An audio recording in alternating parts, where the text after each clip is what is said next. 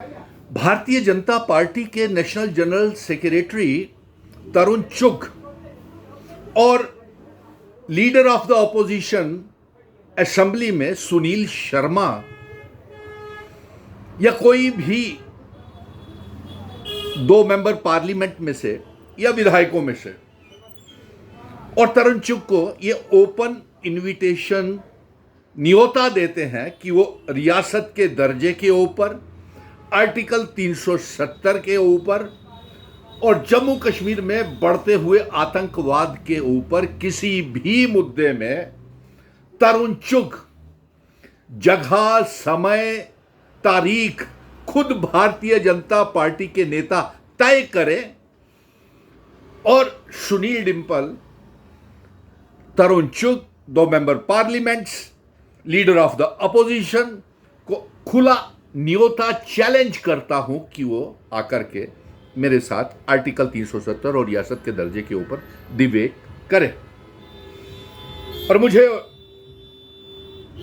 पूरा यकीन है कि ये मेरे साथ आर्टिकल 370 के ऊपर, रियासत को तोड़ने के ऊपर ना तो तरुण चुग और ना लीडर ऑफ द अपोजिशन और ना ही मेंबर पार्लियामेंट तैयार होंगे, क्योंकि इन्हें मालूम है कि जम्मू का डोगरा बेटा सुनील डिंपल इनको बेनकाब कर देगा। इसलिए अगर दम है तो तरुण चुग जी आइए, खुला निमंत्रण है, डिबेट करते हैं।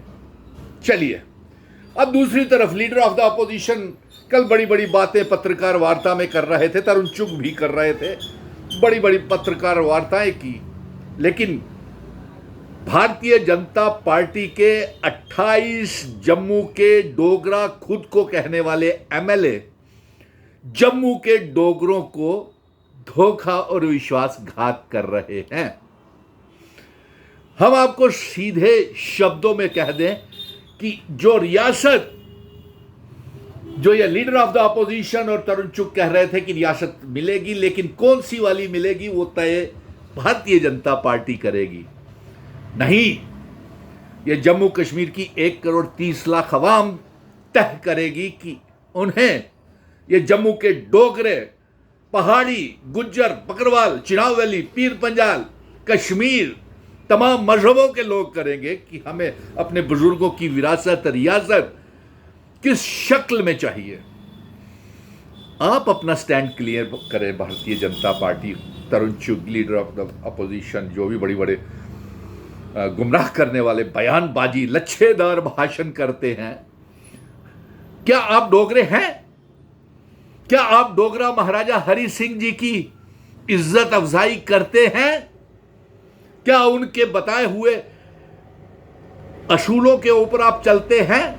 अगर आप सच्चे डोगरे हैं तो हमें वो रियासत चाहिए जो डोगरा महाराजा हरि सिंह जी जिस शक्ल में जम्मू कश्मीर मुल्क का इल्हाक भारत के साथ करके गए थे और जिसे बाद में रियासत बना दिया गया और फिर आपने बर्बाद करके महाराजा हरि सिंह जी की रियासत को 5 अगस्त 2019, जिसे ब्लैक डे के ऊपर हर साल हम मनाते थे, मनाएंगे और मनाते रहेंगे, हमें वो वाली डोगरा महाराजा हरि सिंह जी की रियासत चाहिए जिस शक्ल में वो दे करके गए थे। भारतीय जनता पार्टी और तरुण चुग, लीडर ऑफ द अपोजिशन, ये स्पष्ट करें कि आपका क्या स्टैंड है स्टेट सब्जेक्ट को लेकर के, जमीनों और नौकरियों की हिफाजत को लेकर के।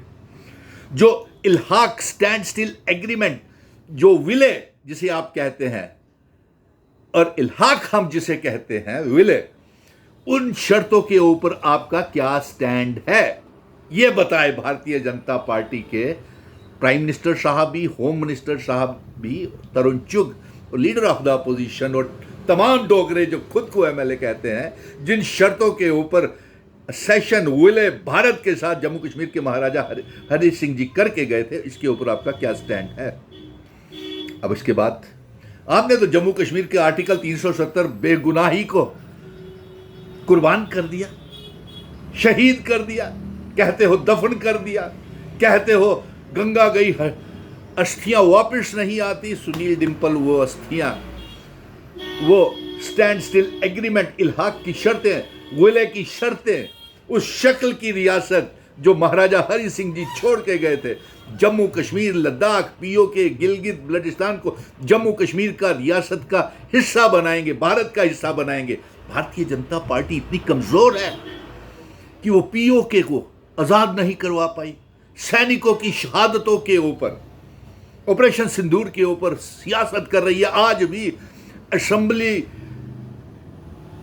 को और पार्लियामेंट को आप चलने नहीं दे रहे। हिदायत दी हुई है राज्यसभा के और सदन के स्पीकर साहब को कि नहीं चलानी है पार्लियामेंट। जैसे ही कोई थोड़ी सी आवाज शोर करे, आप एडजॉर्न स्थगित कर दिया कीजिए।